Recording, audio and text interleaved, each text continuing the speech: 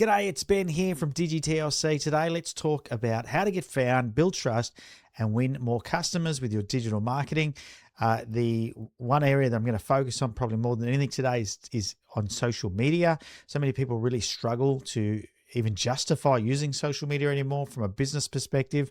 And I want to tell you, why you should and how to make sure you're getting the best possible results out of your social media marketing strategy.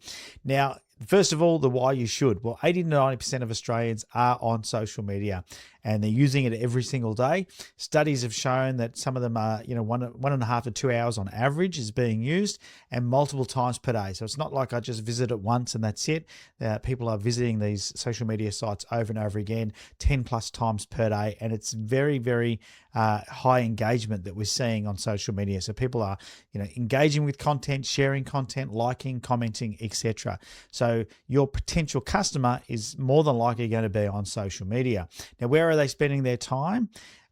Is a great question to ask, and I get asked it a lot, is where should I spend my time or where should I be putting my effort in on social media? Well, it depends on what you're comfortable doing or what your favorite platforms are, but this might help you make that decision.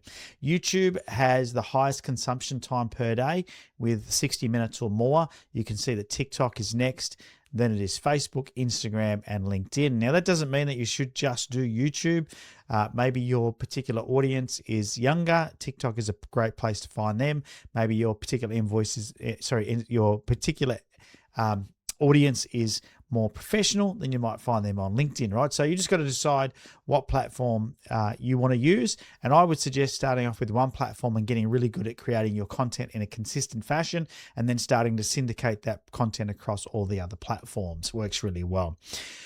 Now, if you're wondering why your social media posts or advertising might not be as effective as you'd like, you've got to ask yourself, why are people there? Okay, and it's a good idea to understand the psychology of a social media user so you can make sure that what you deliver content-wise meets the needs of the people that are on social media. So they're not there to buy your stuff. Newsflash, they're there for entertainment, to stay connected with friends and family, maybe learn something new. Pass the time. We're seeing this, you get bored. You're just sitting at a doctor's appointment, waiting in the waiting room. Have a look around. Everyone is on their phone. Might be to, check reviews, keep up to date with what's going on, or maybe be inspired. You might follow inspirational people or groups. But the bottom line is people aren't on social media to buy your stuff. And that's probably the biggest lesson, is to understand that people aren't there looking to buy anything. They're there to be entertained. And that's why I think so many people find it harder than they expect to get results, because they're trying to market their product in a way where they're hoping people that are ready to buy are going to opt in. And we commonly get this complaint from customers that we do marketing for and say, but the leads off of Meta are lower quality. Yes, of course they're going to be lower quality. The reason for that is because the people that we're targeting on social media are not looking for a solution. And I'll talk about that in a second, because there are two different types of marketing. There's interruption marketing, which is what we're doing on social media, and then there's solution marketing. Now, if you've been used to doing solution marketing, which most of us are, because that's where we start, solution marketing is where people are actually looking to buy a product or service. So they've decided they have a problem and they're looking for a solution, and they might do a Google search, they might look on YouTube, they might ask ChatGPT, for example, like asking AI is pretty popular these days. They might, look through their groups on Facebook or check with friends, ask. They're looking for the solution, right? And you would relate to this whenever you know you need something, you've decided you want it, you're now just deciding where to buy it from.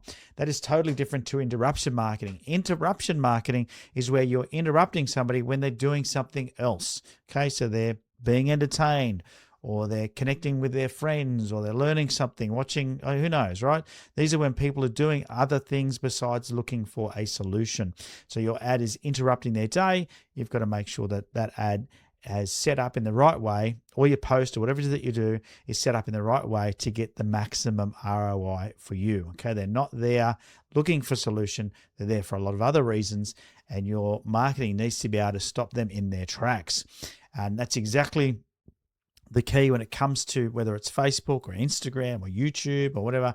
We've heard it before about you've got a minuscule amount of time to get these people's attention and get them into your sphere, into watching your content, reading your content, or doing whatever it is you want. So on social media, you have seconds to stop the scroll, capture their attention, build interest, create desire, build trust, and generate a lead. Now, definition of a lead is different for everybody, but if you think about it, the picture that's, if you see the phone grab mock-ups on this slide, you got to go from watching funny dog videos to giving you their details, right? That's essentially what you're trying to do. And that's a huge ask because they may never have seen your brand before. They may never have even known about what it is. They might not even know they have the problem that you solve. So you might have to make them problem aware. So there are 6 steps to making your social media marketing more effective. I'm going to run through those now. The first thing is you've got to stop the scroll. You've got less than 2 seconds. I'm going to say probably less than a second these days to get noticed. So you've got to make it count. Nice strong headline. Putting text onto images was a major breakthrough when Meta did that many years ago, or Facebook before it turned into Meta. But you've got to make sure that whatever you put onto your images has a nice strong headline, gets people's attention. Use a great image, right? Something that really grabs attention. Or if you can, make it video. Video has 11 times more engagement than images. So if you can do video, and video is getting really easy to do. You can use AI to create amazing advertising videos these days. Call out the problem and create curiosity. Make them want to stop and read whatever it is that you offer. Whatever it is you're offering in that particular ad or post, because that'll get their attention. The second thing is you want to give them immediate value, right? Something that's easy for them to consume quickly. Could be a free quote, a checklist, a template, some sort of tool, a webinar that they can instantly watch, maybe a video like this with some free training, but something that gives them immediate value so they're not having to work too hard, jump through too many hoops to start to get value from whatever it is you're posting. The third thing is you've got to reduce commitment. Remember that the trust of the psychology of trust now online has been reducing over the last few years in particular, because what's happening is more and more of us are online and we're getting exposed to things like clickbait. If you're not sure what clickbait is, that's where it'll be some sort of dramatic, horrendous graphic title or picture, makes us go into something, and then all we do is get bombarded with ads, and whatever it is we've clicked through to isn't relevant to what the headline was, and we get disappointed. So that reduces our trust as consumers in content online, right? So you got to make sure that you really make it so there's not a huge commitment for people to opt in for whatever it is that you've got. If no one's going to just buy your stuff off an ad, you've got to start the process with this social media marketing and slowly nurture people through to the position where they're going to buy from you. So you want to make it no obligation if you can, make it free if you can, something quick. Could be a free assessment, quick quote, or a free trial. All of those sort of things work really well because there's zero commitment, very low commitment anyway. The commitment might be just giving over your details. And even then, people sometimes don't want to give over their details, right? So that commitment sometimes can be just that little bit too much for people. But reduce the commitment, you're going to get more leads. The fourth thing is make sure you're solving one problem. Don't worry about all the things that you do. Don't try and pack it all into one post or into one ad, because you're just going to overwhelm people. What you want to do is you want to just let them know about the one problem that you solve, and then offer the solution to that in whatever it is that you're posting on social media, whether it's an ad or a post. Solve one problem and do it really well. And you'll find that you'll get people's attention, and you'll keep their attention because you've spoken to the pain point that they have. So just pick that one pain point, be really specific, and offer a quick win for that particular pain point. The fifth thing is building trust. I mentioned that the trust economy has been damaged online in the last few years. But the good news is it's very easy to build trust up for you, because you can use a lot of your own assets to do that. And what I'm talking about is reviews, testimonials, case studies, before and after photos, awards, any brands that you might work with that are recognizable. That all of this transfers trust across to your prospect. And so by using all of this in your marketing, it's going to help you build trust a lot quicker. Doesn't mean it's going to happen instantly. So you still need to layer on different types of content over a period of time to build the trust to the level where they'll be comfortable booking a meeting with you or buying from you. But you can certainly make sure that it's part of your strategy. And the sixth thing is to stay visible.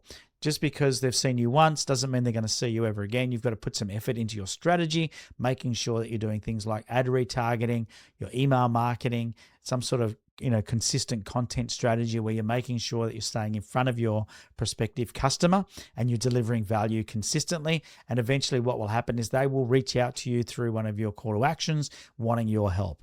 And that's the strategy right there. So there you go. So that's the 6 steps to get found, get more leads, get more customers with your digital marketing.